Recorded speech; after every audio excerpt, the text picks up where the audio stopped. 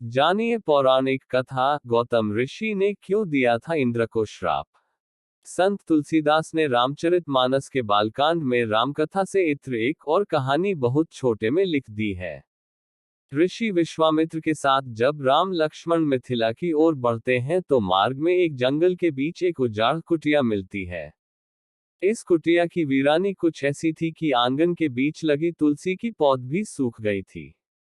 चारों ओर सूखे पत्ते झरे हुए पड़े थे। जगह जगह से छप्पर भी गिरा पड़ा था। इन सब के बीच सभी की नजर कुटिया के बीच पड़े एक पत्थर पर गई। साधारण सा दिखते हुए भी वह पत्थर अपनी ओर आकर्षित कर रहा था। ये सब देखकर श्री राम ने ऋषि विश्वामित्र से पूछा, गुरुदेव, वन के बीचों बीच उजाड़ हो गई ये कुटिया किसकी है? क्या किसी जंगली पशु ने आक्रमण किया है, या फिर किसी राक्षस का कार्य है? क्या यहाँ के ऋषियों और वेदाभ्यास करने वाले स्नातकों को पलायन करना पड़ा है? श्री राम के प्रश्न सुनकर ऋषि विश्वामित्र मुस्कुराए और फिर गंभीर होते हुए बोले, रघुनंदन, ये किसी पशु, राक्षस या दैत्य का आक्रमण नहीं है, लेकिन इस स्थान पर जो घटा है वह किसी पशुता और राक्षसी कर्म से कम नहीं है। फिर ऋषि ने अहिल्या का जिक्र किया और बताया कि पत्थर की वह शिला ऋषि पत्नी अहिल्या है। बहुत ही अधिक रूपवती अहिल्या सुंदरता में मेनका जैसी थी। उनका विवाह गौतम ऋषि के साथ हुआ था। देवराज इंद्र ने एक बार उन्हें देखा तो मोहित हो गया और उन्हें पाने की इच्छा रखने लगा। उसे जब कोई सही मौका नहीं मिला तो उसने छल का सहारा लिया। एक दिन उसने चंद्रमा को आकाश से एक पहर पहले ही लुप्त करा दिया।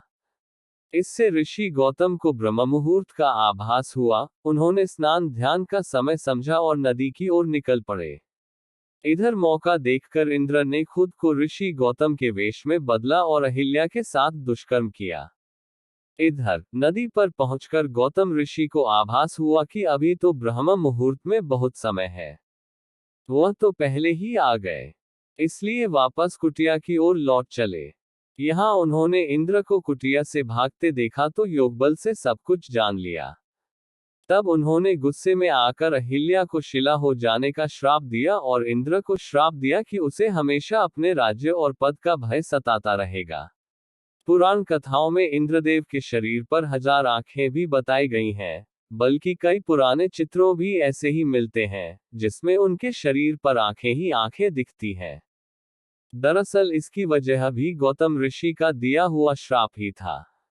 जब इंद्र ने ऋषि गौतम का वेश बनाकर अहिल्या के साथ छल किया था, तब गौतम ऋषि ने उन्हें श्राप दिया था कि जो वासना तुम्हारे मस्तिष्क में हमेशा हावी रहती है, वह तुम्हारे शरीर पर प्रकट हो जाए।